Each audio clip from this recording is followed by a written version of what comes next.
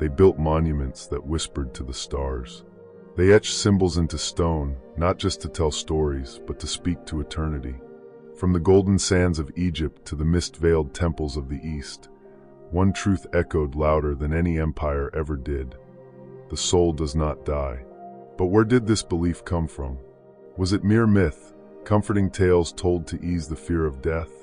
Or did ancient civilizations tap into something we've forgotten?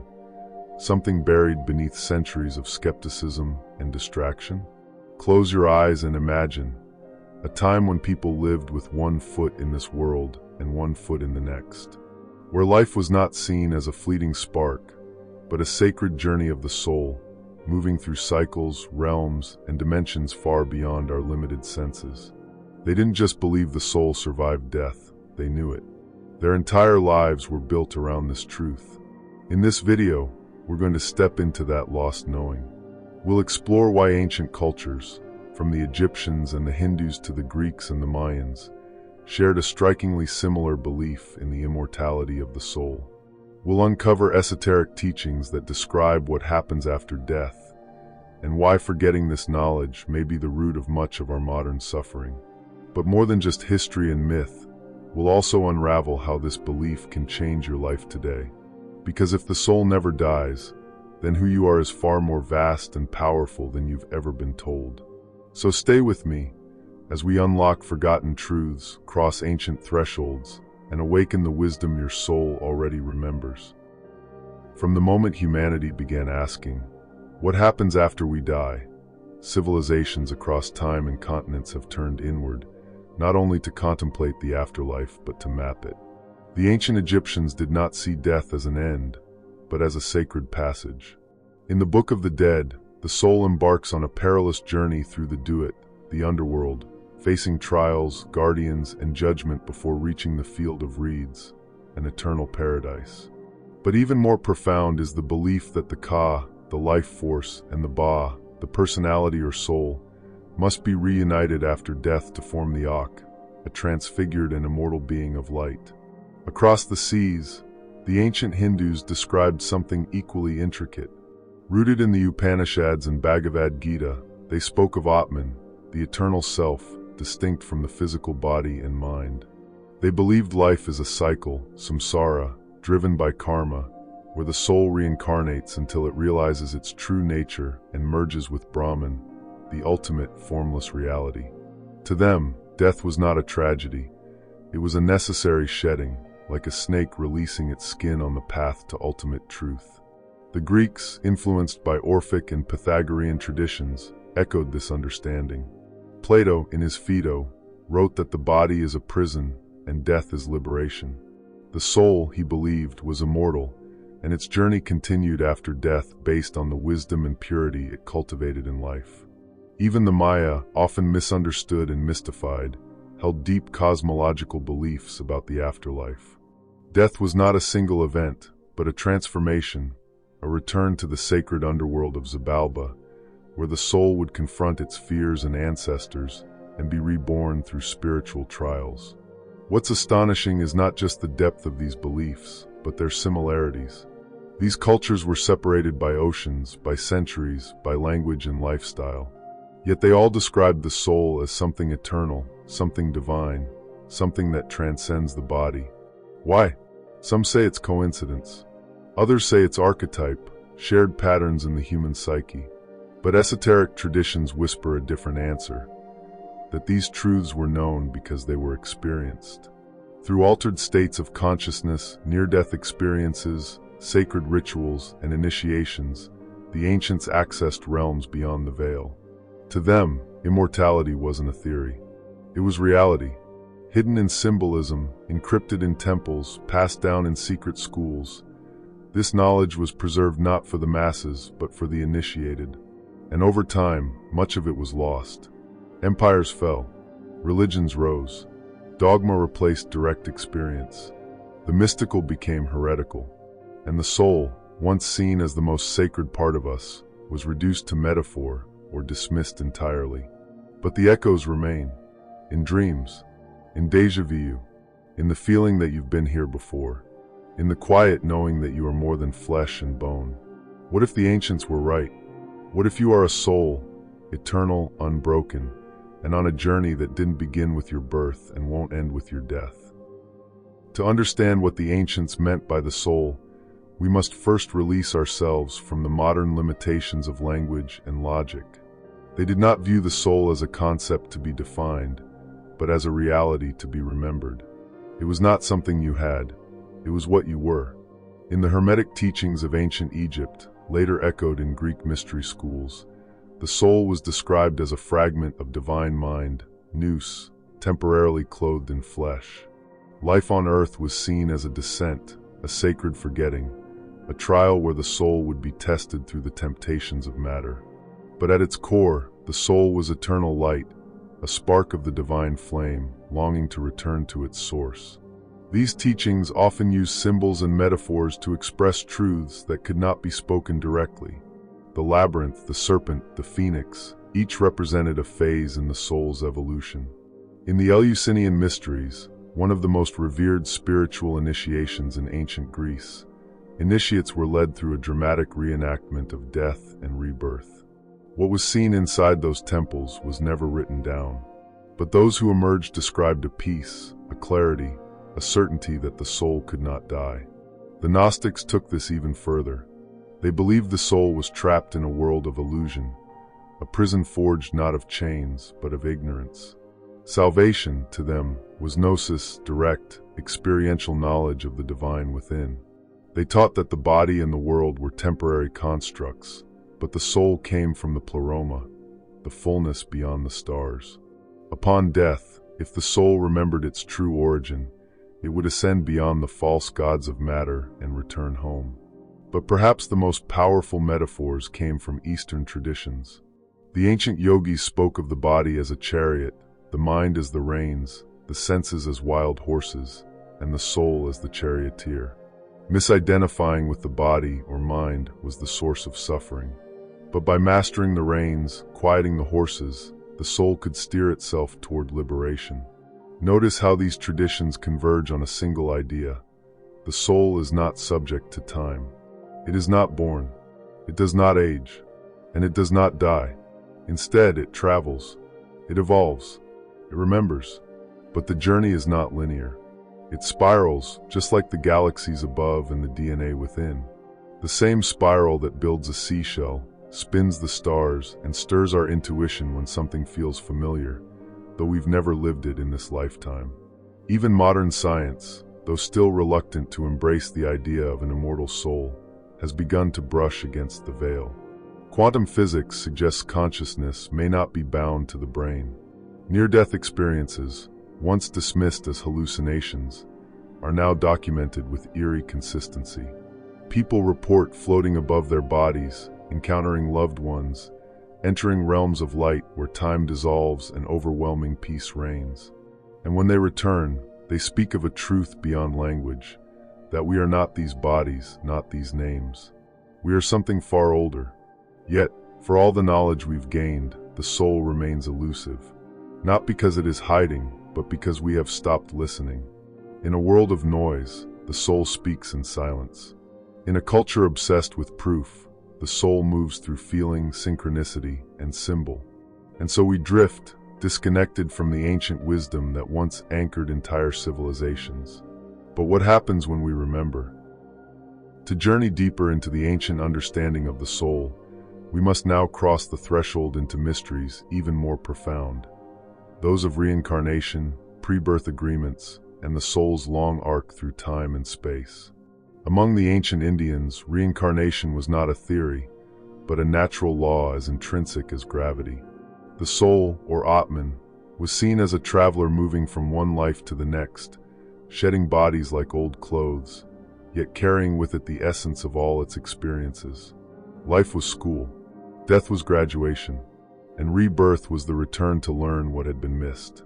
Karma, the energetic residue of one's thoughts, actions, and intentions, was not punishment, but a compass guiding the soul toward balance and self-realization. The Greeks adopted similar ideas. Pythagoras claimed to remember his past lives.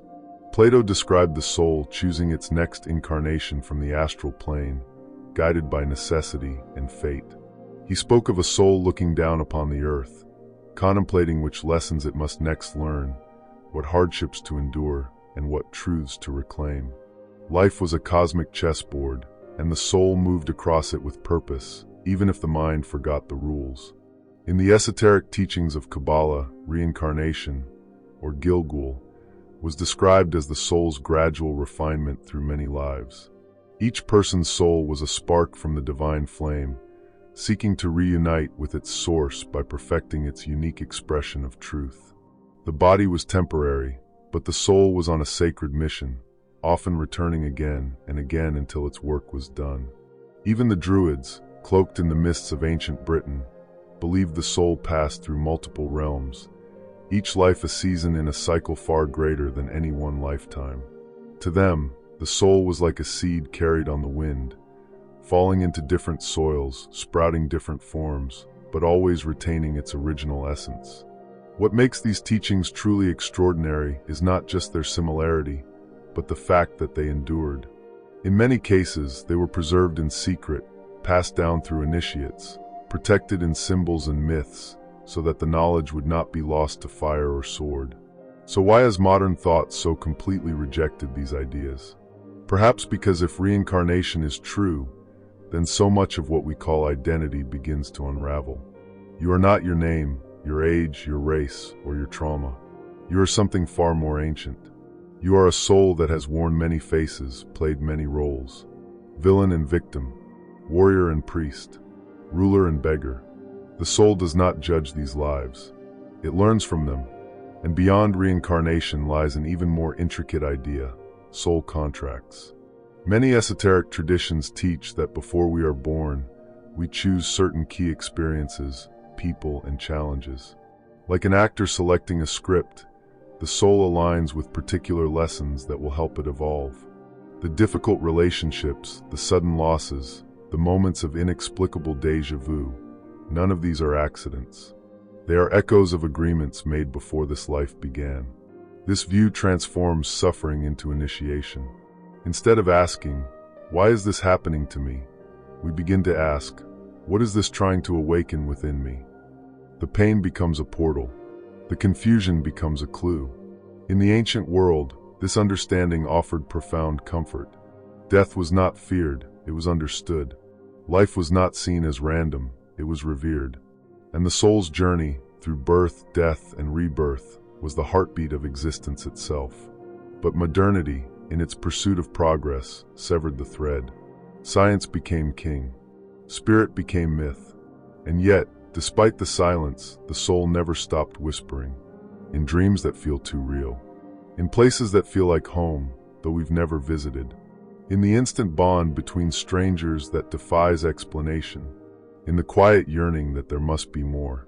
And there is. To live as if the soul never dies is to walk through life with a different kind of vision. It's not about blind belief, nor about clinging to comforting stories. It's about stepping into an ancient awareness that life is not a straight line from birth to death, but a vast spiral of becoming. Once you glimpse this truth, even briefly, it changes how you see everything. One of the most powerful practices for reconnecting with this awareness is stillness. The ancients knew that the outer world is loud, but the soul speaks in silence.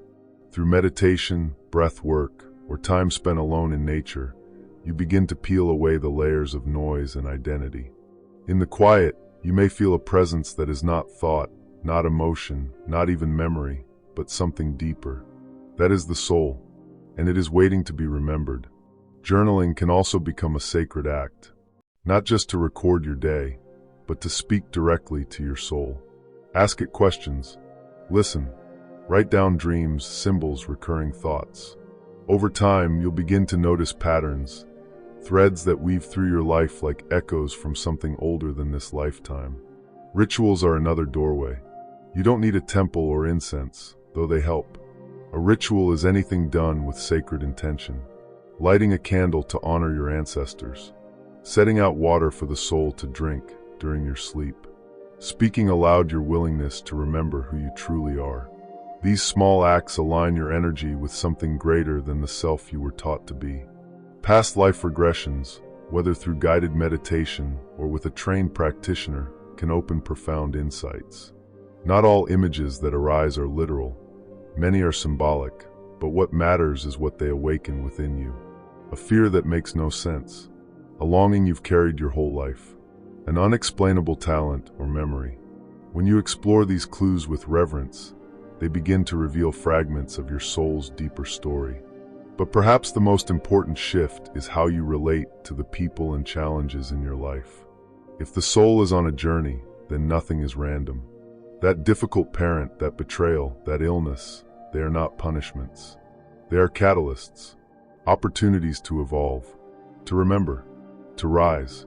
When you start to see life through this lens, forgiveness becomes easier. Not because others deserve it, but because you recognize the lesson. You see how each moment is woven into the tapestry of your becoming. You stop clinging to control and start trusting the current. You understand that even the pain has purpose. And above all, you begin to live with courage. Because when you know the soul never dies, fear loses its grip. Death becomes a threshold, not a wall. Time becomes fluid. Choices become sacred. You begin to ask, not what do I want from this life, but what did I come here to do? You live with presence. You love more deeply. You risk more boldly. Because you realize this life right now is not the beginning or the end. It's a chapter, a scene, a sacred breath in a story that stretches far beyond what the eyes can see. And the more you remember that, the more alive you become. You were never meant to forget who you are, but this world is thick with veils. From the moment you're born, you're handed a name, a role, a story, and slowly, layer by layer, the deeper truth is covered. You begin to believe you are just this body, just this mind, just this moment. And yet, even under the weight of forgetting, the soul remembers. It remembers the stars. It remembers the silence between lives. It remembers the sacred agreements you made long before you were given a face. Ancient civilizations understood this. They built pyramids not to honor the dead, but to prepare the soul for its next journey. They preserved texts not out of superstition, but because they knew the greatest danger wasn't death, it was amnesia. Spiritual amnesia, the forgetting of what you truly are. But now the tide is turning. All across the world, people are waking up, not to something new, but to something ancient. A knowing that pulses beneath the surface of daily life, whispering, there is more. You are more. The soul never dies. It simply shifts, grows, transforms. And when you live with that truth at the center of your being, everything changes. You no longer fear endings, because you understand they are thresholds. You no longer cling to what cannot last, because you are anchored in what always has. You become more patient, more fearless, more alive. And perhaps most importantly, you begin to walk your path, not because it is easy, but because it is yours. You stop trying to be who the world expects, and start becoming who your soul came here to be. So the question is no longer, what happens when I die? The real question is, what will I do now that I know I cannot? If this truth stirred something ancient within you, something half buried but still burning, don't let it fade. Explore, reflect, practice, reclaim. The soul's wisdom is not hidden, it is waiting. And the more you remember, the more you become what you always were, timeless, luminous, and utterly free. If you found this journey meaningful, share your thoughts below. Let us know what resonated or what awakened. And if you're ready to keep exploring the deeper mysteries of existence, subscribe and step further into the path your soul already knows. Your story doesn't end here. It never did.